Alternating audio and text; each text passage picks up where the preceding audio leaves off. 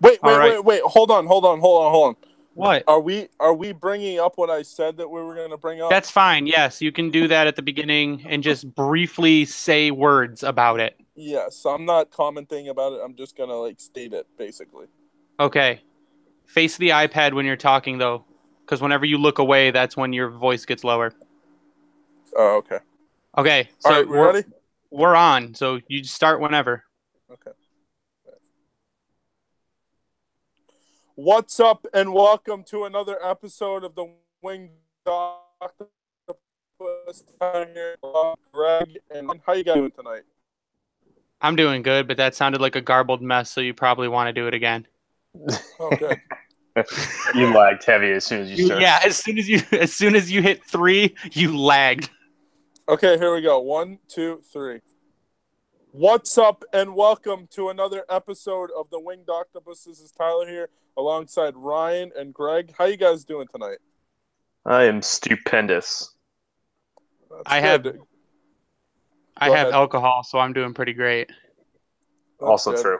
I got this High West barrel-aged Victory at Sea.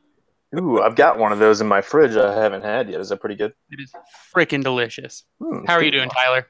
I'm doing all right. I mean, it was the hottest day of the year so far.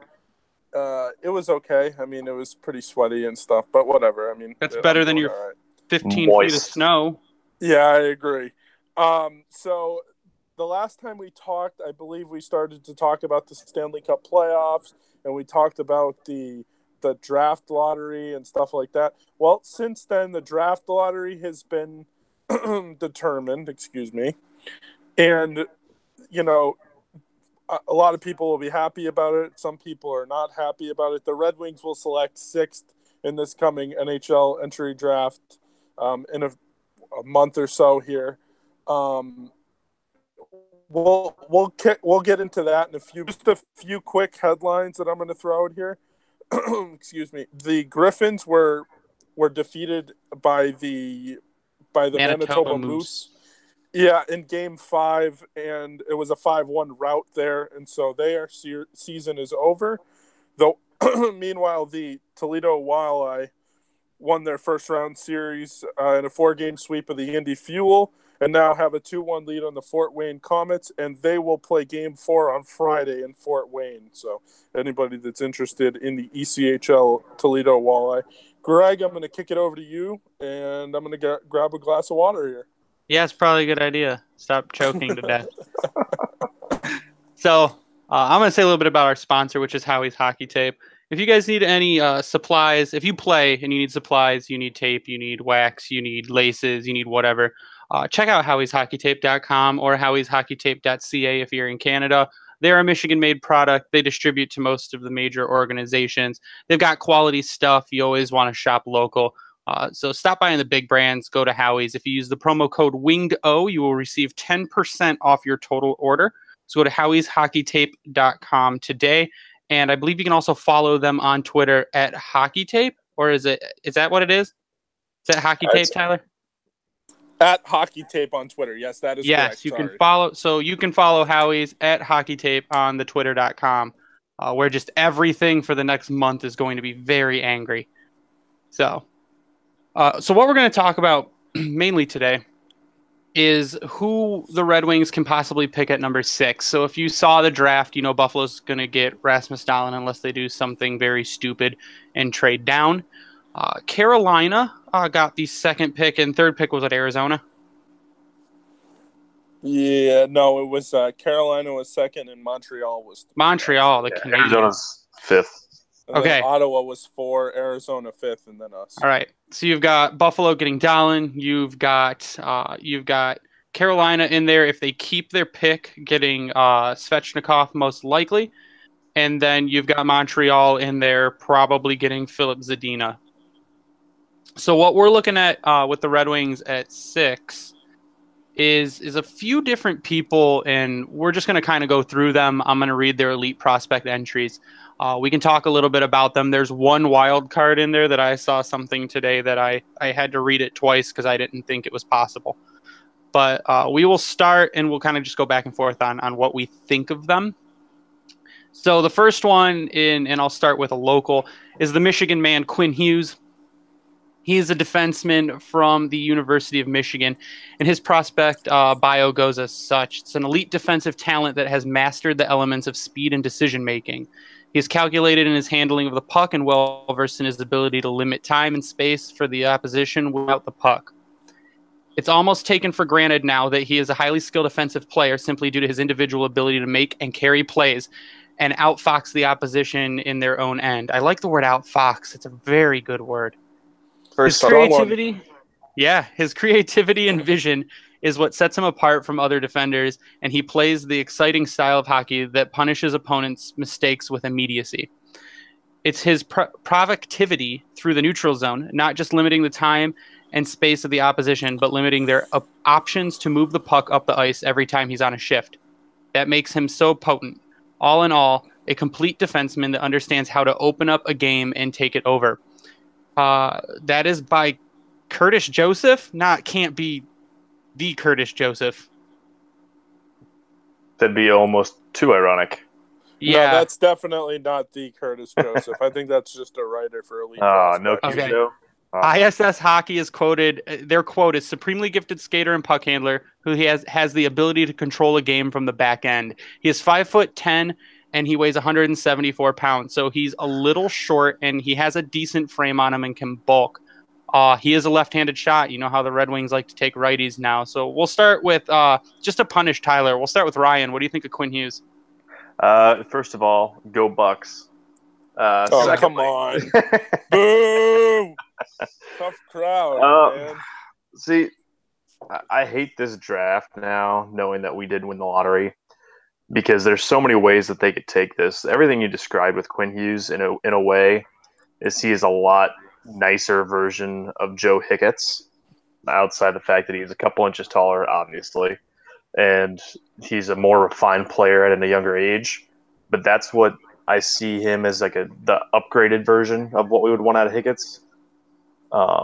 I think he could be the type that comes in and makes an immediate impact, like some of these other guys that we're going to talk about. Would I be mad about it? Absolutely not. Do I think it could be a stretch to get him? Possibly, but at the same time, why not? That's just kind of I'm on the fence with all of these guys because they all provide something that Detroit doesn't currently have. They're all very, very close in talent also. Yes, but what scares me a little bit is the size. However, look at Ryan Ellis. Look at it's a small one, but Joe Hicketts for Detroit. Look at that's what I was just going to say. It's Torrey Krug. It's shifting away from you have to have the big-bodied guy back there, and he's shown in a very difficult Big Ten this year and helping get Michigan to the Frozen Four what he could do, very much like Larkin did in his freshman season. So there's a lot of upside, I think, with what he could provide.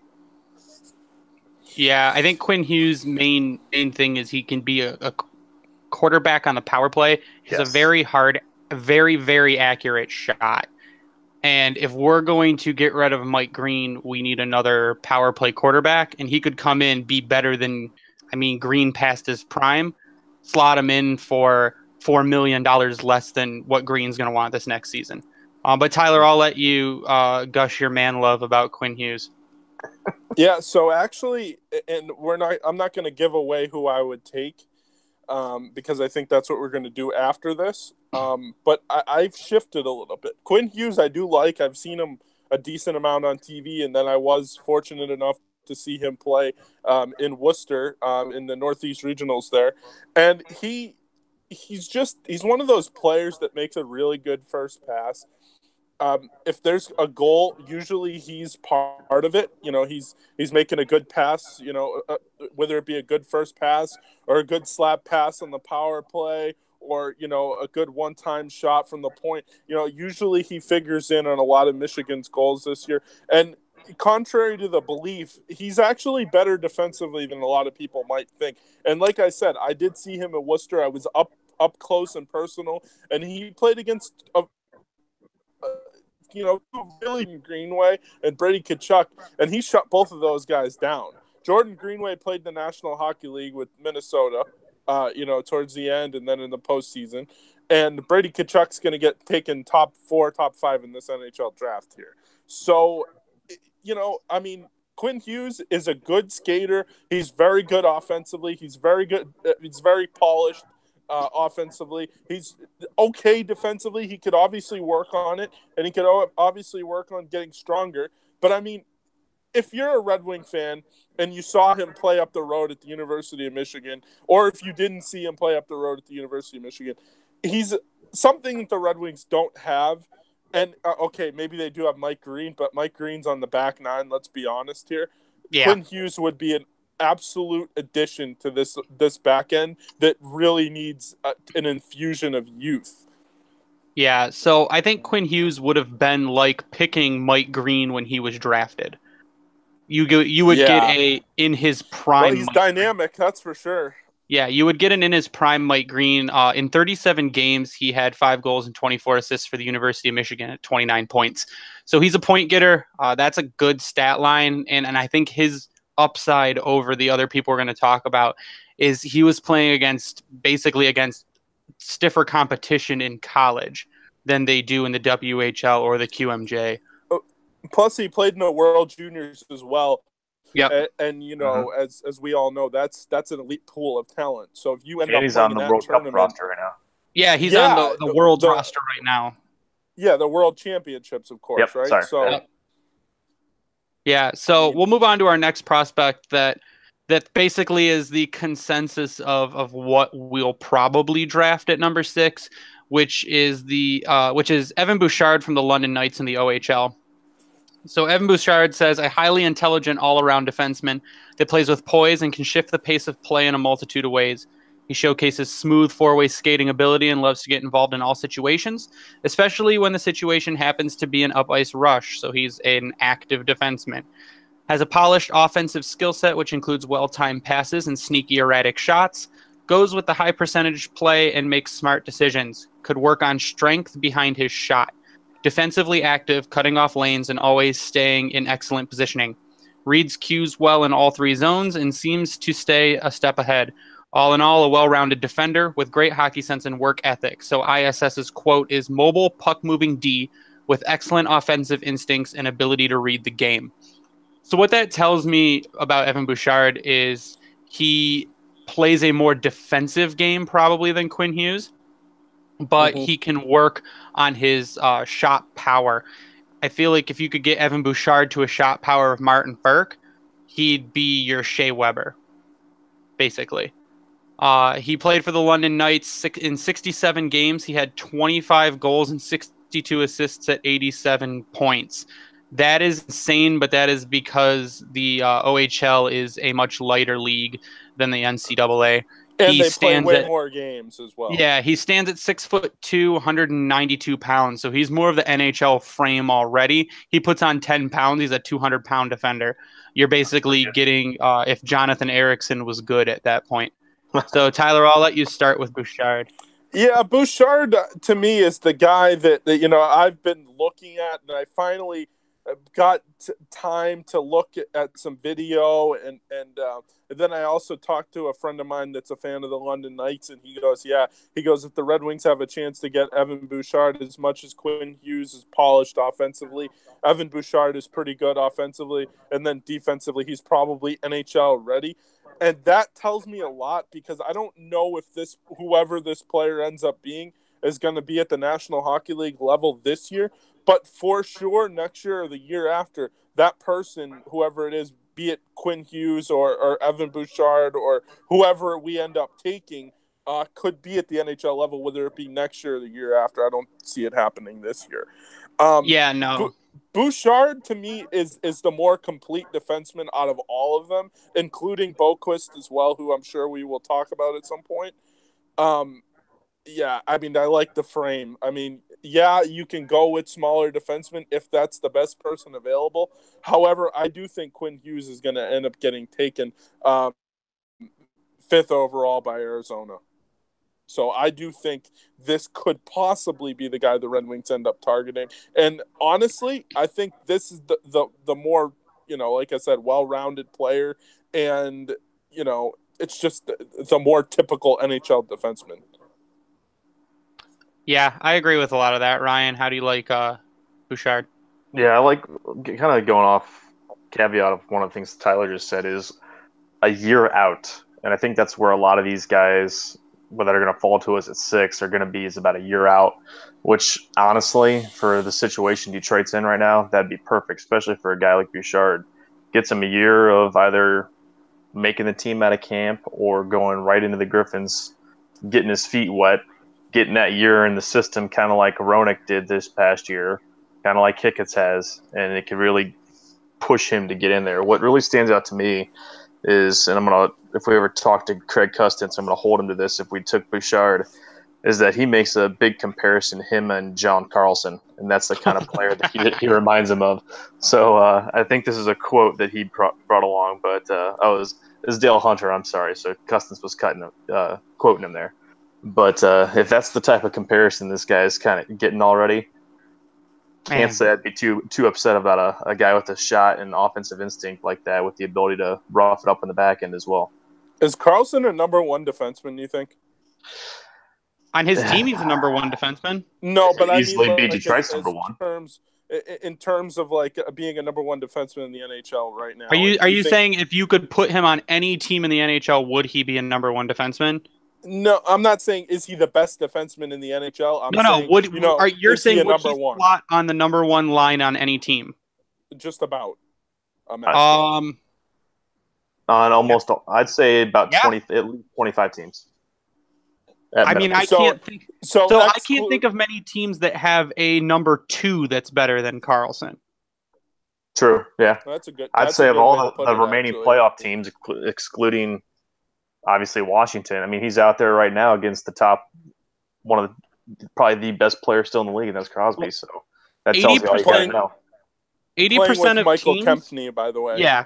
80% of teams have a legitimate number 1 defender, but their number 2 could be slotted in for a lot of people. So I think if you put Carlson on any team, he might slot in as 1, but I think he would definitely slot in as 2 because of his age. I mean, he's just entering his prime. He's younger. So I think he's top pair anywhere he goes. Yeah, but Ryan makes a really good point, and that's one thing that for all of you listening have to understand is that no matter who we pick at 6, they are most likely not playing until 2019, 2020, because we have such a log jam at defense and bad contracts. Unless we can trade off this season, unless we can trade off DeKaiser, Jensen, and send Ouellette down, that opens up 3 spaces. Technically, you'd have someone sitting on the bench still. At that point, you're still picking up Hronek. You're moving Hronek into Detroit, definitely. You're also probably moving Joe Hicketts into Detroit, and you give the rookie at least a half a season in Grand Rapids to work. Yeah, I was going to say Chalowski would get that 3rd spot. Now, this is assuming that we they don't were know. To make those 3 hear me out. This is just assuming they were able to make those 3 moves to free up 3 spots. Chalowski would get that 3rd spot just because he was a first-round pick, and we want to see what he's made of. Yeah, I get it. I think 9-game trial. If we drafted Hughes, what we would do is we would probably let him play another year at Michigan.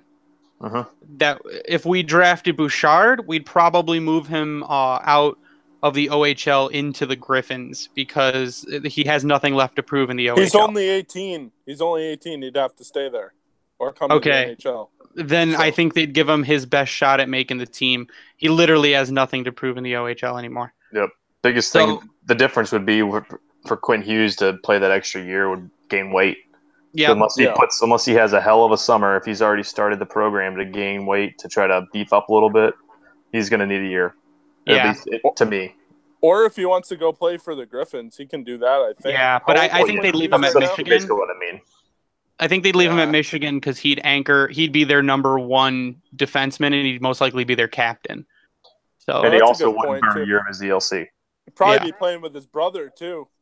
Yeah, so I think that's the point that everyone needs to remember is you're probably not seeing this person next season. You'll see him the season after. which gives us another way to drop further in the standings and pick up another high pick next year. So the next person we're going to talk about is the number 2 ranked European skater in the draft, which is Adam Boqvist. His profile reads: a dynamic offensive defenseman that can carry plays with the puck on his stick, a highly mobile and nimble skater that moves with fluidity, balance, and confidence, utilizes an active stick and creates turnovers frequently, could be more proactive in his own end, but has shown progression in understanding lanes and reading unfolding plays. Most of his best defensive work comes through the neutral zone, and there is a lot less time and space to work with. And what the fuck? And it is in those moments that Boqvist shines. Offensively, Boqvist is electric, and he has the toolbox of a top-line forward. Slick puck-handling ability paired with excellent vision and potential awareness makes him a dangerous threat every time he's on the ice. He also takes advantage of the attention and bodies he draws toward himself in creating space for teammates. All in all, Adam Boqvist is a complete offensive defenseman that knows how to get the puck from point A to the back of the net and can make it happen all by himself. So ISS Hockey says, gifted offensively, excellent skater, can change gears without hesitation, and loves carrying the puck. So I don't think that Boqvist will be there at 6. I think he goes before that. I think he's 5'11", 170 pounds, so he is an inch taller than Hughes, but 5 pounds lighter. He plays right now, though, against men. He's playing in the Swedish league. He's really good to be called the number 2 skater coming out of Europe. I don't think he makes it to 6. I think he goes 4 or 5. This draft the way this draft is set up can get really wacky real quick, but yep. Boqvist has been compared to Erik Karlsson. So I can see it happening. I can see him falling, but I could see something happening in him going in top 3. So Ryan, what do you think of Adam Boqvist? It's not necessarily him I'm going to mention, but the biggest thing I'm taking away from all these guys, and what I like about hearing him, is the Karlsson comparison. I guess I'll backtrack on what I just said, but moving the puck, creating offense, controlling the play from the defensive end into the offensive zone, getting into the offensive zone, and making things happen. That is huge. They need that. And for Boqvist, to me, he's got that skill set very similar to Quinn Hughes and very similar to everyone we're talking about right now. He's on the small side. He's going to get bigger. It just depends on how quickly he comes in and makes that impact. And that's how it's going to be for all these guys. But he's another one to me that I'd just be like, all right, let's go. Let's have fun. Yeah. My thing with him is he would definitely take a year in the AHL just to get him used to smaller ice. Because right now he's playing on international size ice, and that's almost double the size of a U.S. rink. So he's got a lot of room now. He's going to have to learn how to work with a lot less space. And timing, yeah. Yeah. Tyler, what do you think of Boqvist? I like Boqvist. I mean, the theme that I'm taking out of this, and like Ryan said, all these guys can skate, and if you watch the Stanley Cup playoffs this year, especially Vegas, with like kind of a note, and there's no disrespect, but I guess the most known one would be Shea Theodore, who played for the Ducks. And, I mean, that guy flies, right? And just about everyone outside of Derek Engelland flies on that blue line. Yep. And I think that's where hockey's headed. Even San Jose, just about everybody on that blue line flies, besides Paul Martin. So, yeah. Well, it's because Paul Martin's 100 years old. That, too. But, I mean, that's kind of where the game's going. So, all 3 of these guys, and if you want to include Noah Dobson as well, I mean, all of these guys are really polished offensively and are going to give you something offensively where you're pretty much getting next to nothing out there from the blue line that they have right now. Mm-hmm. All right, so on to Boqvist here. So Boqvist, to me, he'd probably stay in Sweden just like Toronto did with Liljegren for a year, and then he came over to the AHL. So, I mean, that kind of makes sense if you want to get him to the bigger ice. Yeah, his season so far this year, he's played in 3 different leagues. He's played in the Super Elite, he's played in the SHL, and he's played in the Allsvenskan on loan. He's played 40 games, 14 goals, 13 assists for 27 points?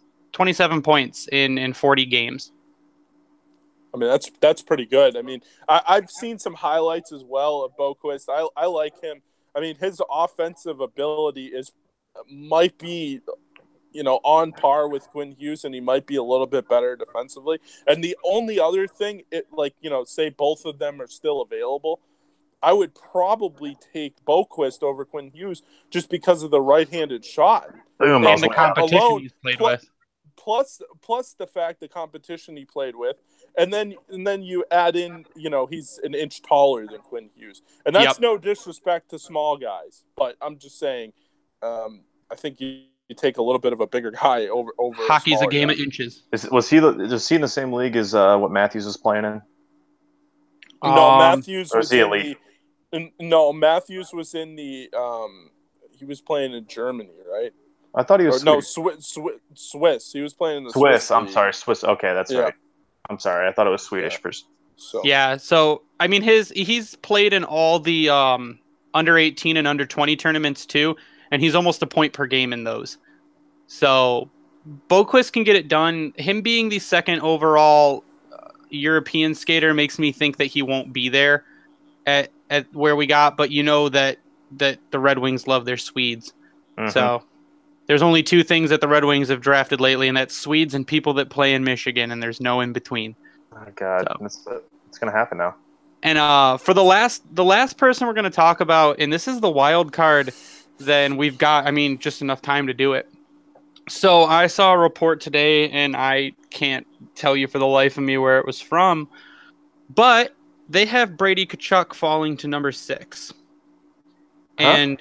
And I almost fought myself because I know Detroit needs defense. I know they do. But if you can draft Brady Tkachuk at number 6, and there's only one quote about Brady Tkachuk. It says, big body and isn't afraid to use it, plays all 200 feet of the rink and loves those dirty areas. It's a very sexual quote, but Brady Tkachuk, I think if you can take him at 6, I think you take him at 6 and you wait until your Vegas pick to take someone like McIsaac. Or you take your Vegas pick and your early second-round Ottawa pick, which is basically a late first, and you try to trade back up into the 7 spot or the 8 spot or the 5 spot, wherever. So Brady Tkachuk in 40 games at Boston University has 31 points. And he is... I can compare him to Brad Marchand. Brad Marchand now. Uh-huh.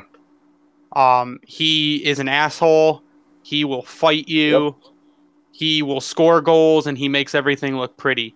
So I think if Brady Tkachuk, who right now is slated to go anywhere, is slated to go 3 or 4, if he falls to 6, and say Bouchard and Hughes are gone, if Bouchard, Hughes, and Boquist are gone, and Tkachuk falls to 6, you take Tkachuk. And I'll just let you guys talk about it for a minute. Okay. Do you want me to go? Go ahead, Tyler. Yeah, you can go. Okay, I seen him play a bunch this year. You guys all know I live in Boston, and my team of choice here is Boston University. So, and he did play for the Terriers. And like I said, I got to see him play in the World Juniors as well. He's very well-rounded. He plays good defensively. He's awesome offensively. He got to play with Jordan Greenway as his center. He played a little bit of wing. He took some face-offs as well. Brady Tkachuk might be the guy. If the Red Wings draft him, he probably ends up coming right to the National Hockey League and playing next year as a winger. And I don't think that's far-fetched at all. He's got the body of a National Hockey Leaguer. He's an asshole, worse than Brad Marchand. Worse than Brad Marchand, if you can believe it. He might not be dirty. However, after the whistle, scrums. He's putting gloves in people's faces, and he's a shit disturber, and that's the best way to put him. But he's the type of player that can turn a culture around from I'm not going to take this losing shit anymore to, flipping it around and saying, you know what, we're going to be a good hockey team and I'm going to be the leader of it. And I think that's the type of player that Brady Tkachuk is. So I think what you do is if you can draft Brady Tkachuk, you draft Brady Tkachuk, you trade Athanasiou, and he slots right into your lineup. I like it. Ryan, what do you think of Tkachuk? I mean, it's going off of he's an asshole and he's going to throw his body at you. The dude's 6'3", almost 200 pounds. Detroit doesn't have many guys like that. And he's physical. He's not afraid. He's not like some of these. He's not like Mantha, where Mantha kind of shies away from those hits. No. He's going in the corner. He's going to hit people. He's going to hit to make it hurt.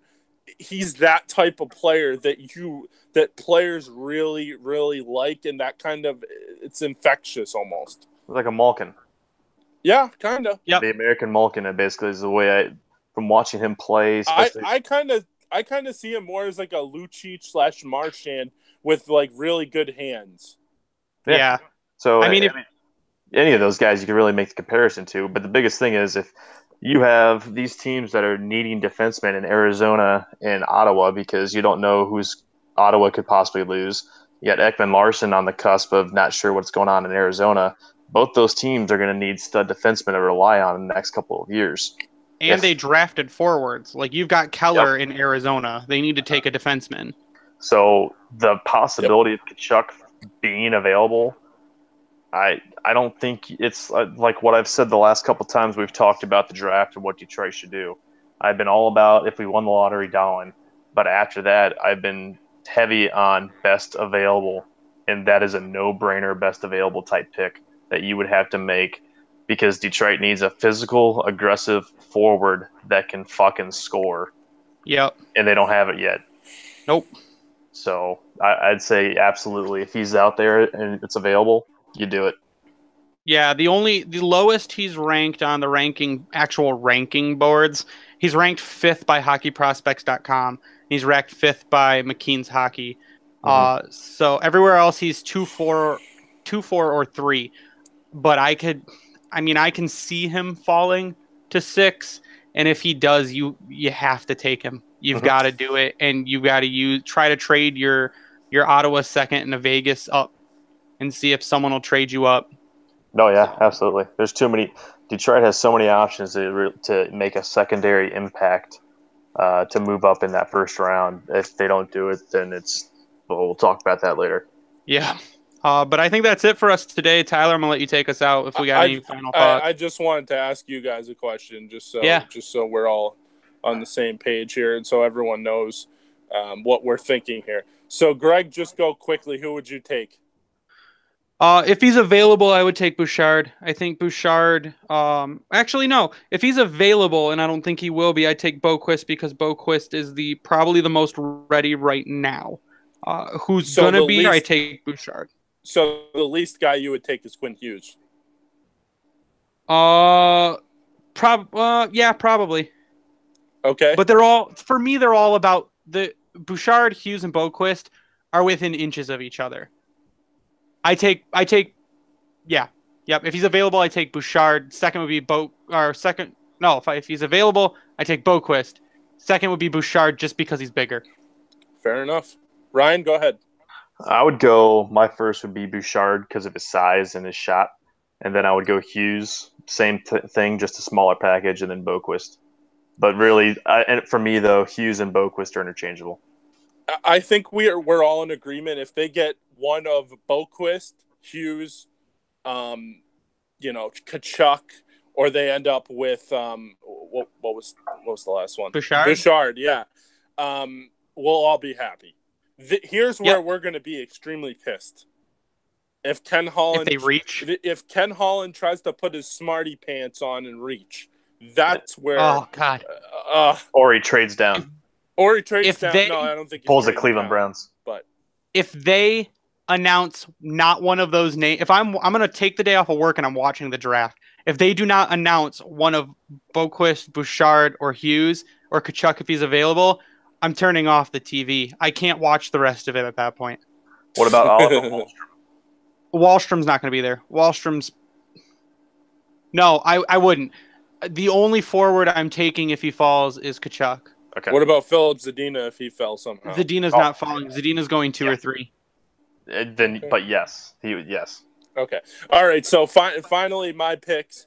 If he's available, I take Bouchard first. Second, I would take I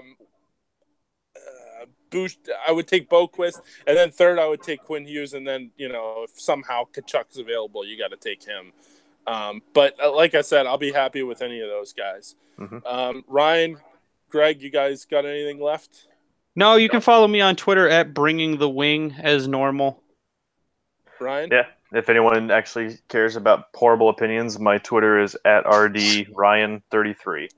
Yeah, but at least you engage people and you engage in conversation. People. Yeah, like I talk to people. If you want to tweet at me, I'll talk to you. I'll probably yell at you for your dumb opinions, but I'll talk to you. Yeah, I agree. I try to I'll be do a the voice same of reason, thing. but it doesn't usually work. I'll do the same thing. You can follow me on Twitter at SealDog91. You can follow the Winged Octopus on Twitter at Winged Octopus. You can follow us on Instagram, same thing, and you can like us on Facebook. You can also find our podcast on iTunes, Google Play, Podbean, Spotify, and what's the last one? Stitcher. Yeah. So for that, I'm Tyler. Stay classy, Hockey Town, and enjoy the rest of the Stanley Cup playoffs. So I just hit stop broadcast, right? Yes. Yep. Oh, fuck.